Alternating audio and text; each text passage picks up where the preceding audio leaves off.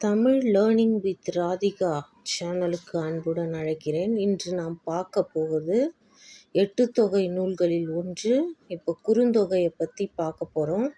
குறுந்தொகை கடைச்சங்க காலத்தில் தோன்றிய தொகை நூல்களில் ஒன்றாகிய குறுந்தொகை 400 எனப்படுகிறது. இது அகவற்பகங்களால் அமைந்த ஒரு அகப்பொருள் நூலாகும். இந்நூலில் அடிகள் எத்தனைன்னு பார்த்தீங்கன்னா 4 அடி சிற்றல்லையும் 8 அடி பேரல்லையும் உடையது குறுந்தொகை. நல்லா ஞாபகம் வச்சுக்கோங்க. எத்தனை அடி? 4 அடி சிற்றல்லையும் 8 அடி பேரல்லையும் உடையவை. ஆனால் 9 அடியில் உள்ள 307 391 ஆகிய 2 பாடல்களும் இத்தொகையில் இடம்பெற்றுள்ளன. இதை எப்படி சொல்லுவாங்கன்னா, இதுக்கு அடைமொழி நல்ல குறுந்தொகை என்ற அடைமொழியுடன் இந்நூல் சிறப்பித்து கூறப்படுகிறது. தொகை நூல்களில் முதலாவது தொகுக்கப்பெற்றதாக இந்நூல் கூறப்படுகிறது.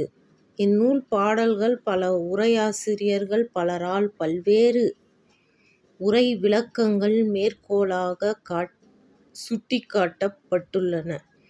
இந்நூலில் 165 செய்யுட்களே மேற்கோளாக பயன்படுத்தப்பட்டுள்ளன. இந்த நூல்கள் இறையனார் களவியல் உரையாசிரியர் குறுந்தொகை 400 என்று இந்நூலை குறிப்பிடுகிறார். இறையனார் களவியல் உரையாசிரியர் இதை எப்படி குறிப்பிடுறார்னா, குறுந்தொகை 400 என்று இந்நூலை குறிப்பிடுகிறார்.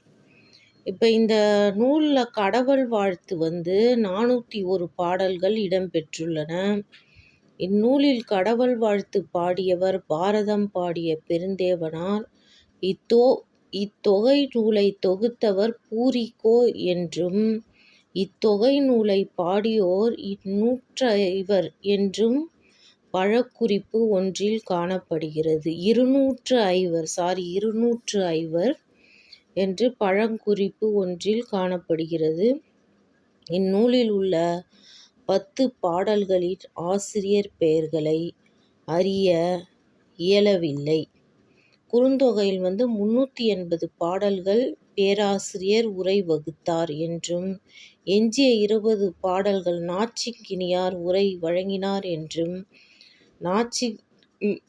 நச்சினார்க்கினியர் உரை சிறப்பு பாயிரத்தால் உணரலாம். ஆனால் அவ்விருவர் உரையும் இன்று வரை நமக்கு கிடைத்தில. பெயர் அறியப்படாத சில பாடல்கள் அப்பாடலில் அமைந்துள்ளன.